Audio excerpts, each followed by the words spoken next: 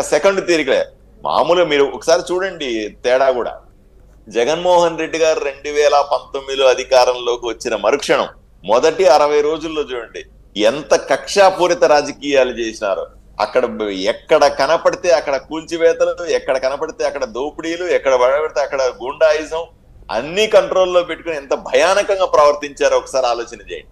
ఇదే 2024లో ఇప్పుడు కూటమి ప్రభుత్వం వచ్చిన తర్వాత ఈ 60 రోజుల్లో ఎంత ప్రశాంతంగా ఉందో ఈ రాష్ట్రం ఒకసారి ఆలోచించారు. నేను అదే చెప్తాను. జగన్మోహన్ రెడ్డి గారు చూడండి, నాడు నేడు అనేది నువ్వు క్యాప్షన్ పెట్టావు కదా స్కూళ్లకు వాటి కోసం, ఇది చూడండి నాడు నేడు. ఆ రోజు మీరు చేసిన పనులు, ఈ రోజు మేము చేస్తున్న పనులు. ఆ రోజు మీరు మొత్తం కూడా సర్వనాశనం చేసే పనులు చేశాం, ఈ రోజు మేము రాష్ట్రాన్ని పునర్నిర్మించే పని చేస్తా ఉన్నాం. దానికి ఒక విషయం చెప్పండి డాక్టర్ గారు, అది ప్రజా తిరుగుబాట లేకపోతే బిర్యానీ కాసిపడి ఓట్లేసారా? సార్ ఒకటి చెప్తాను సార్, మీది ఇది మాత్రం నమ్మాలి. ఇప్పుడు నేను ఎమ్మెల్యేగా పోటీ చేసినప్పుడు బిర్యానీ వదిలిపెట్టండి, మద్యం మొదలు పెట్టండి, ఇంటింటికి డబ్బులు పంచే పని మొదలుపెట్టి నేను మా ఊర్లో డబ్బులు పంచినప్పుడు ఎవరికి చేరలా. ఆ మధ్యలో కొంత ఇబ్బందులు వచ్చేసి అసలు మా ప్రజలకి నేను ₹1 డబ్బు పంచింది లేదు, చేరలేదు వాళ్ళకి నిజంగా. అయినప్పటికీ కూడా నాకు 18,500 ఓట్ల మెజారిటీతో నన్ను ప్రజలు గెలిపించినారంటే ఏం ఆశించి గెలిపించుంటారో ఆలోచన చేయండి. డబ్బు ఆశించి గెలిపించి ఉంటారా, వీళ్ళు అడుగుతున్న బిర్యానీ ఆశించి గెలిపించి ఉంటారా, లేకపోతే అధికారంలో వాళ్లే ఉన్నారు కదా.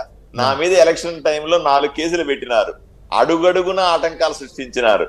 మరి అధికారం చేతిలో ఉంది కదా, అధికార మనంతో విర్రవీగారు కదా, మరి వాళ్ళు గెలవాలి కదా. అట్లా దాన్ని కూడా ప్రజలు కాదని చెప్పి మాకు ఓట్లు వేశారు కదా. ప్రజలు ఇక్కడ ఒకటే ఆలోచన చేశారు, జగన్మోహన్ రెడ్డి గారు ఈ రాష్ట్రానికి ముఖ్యమంత్రిగా పనికిరాడు అనుకున్నారు.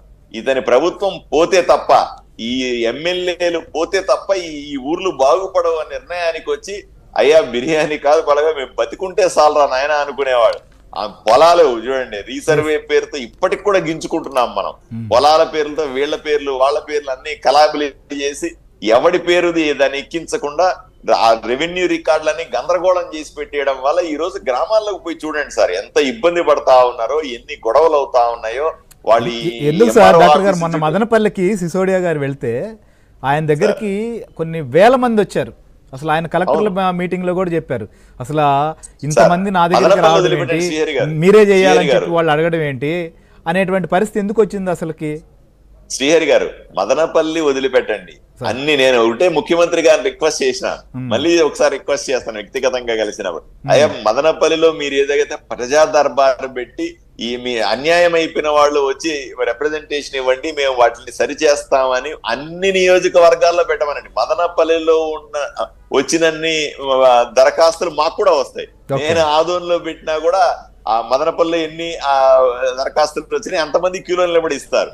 ఈ ఊరు ఆ ఊరు అని లేదు శ్రీహరి గారు, అన్ని ఊర్లలో ఇదే రకమైన దోపిడీ జరిగింది, అన్ని ఊర్లలో ఇదే రకమైన అరాచకం జరిగింది, అన్ని ఊర్లలో ఇదే రకమైనటువంటి స్థలాన్ని దోచుకోవడమే జరిగింది, వాళ్ళ పేర్లు మార్చుకోవడమే జరిగింది, అంత గందరగోళమే జరిగింది.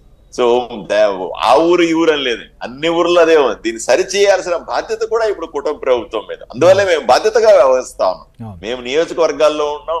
ముఖ్యమంత్రి గారు రాత్రి పగలు అనకుండా ఈ రోజు ప్రతి ఒక్క ఆఫీసర్ తో కూర్చొని మాట్లాడుతా ఉన్నాడు. ఈ రాష్ట్రాన్ని ఎలా బాగు చేసుకోవాలనుకున్నాడు. టైం తీసుకుంటా ఉన్నాం, తొందరపడి నిర్ణయాలు తీసుకోవట్లేదు. ఇసుక చూడండి సార్, ఇసుక ఇంతకుముందు ఏ రకంగా ఇసుకని ఒక ఆదాయ వనరుగా మార్చుకొని దోచుకున్నారు. అన్ని ఊర్లలో, మా ఊర్లో ఎమ్మెల్యేకి సగం ఆస్తులు కొన్నాడంటే ఆ ఇసుక డబ్బులతోనే కొన్నాడు.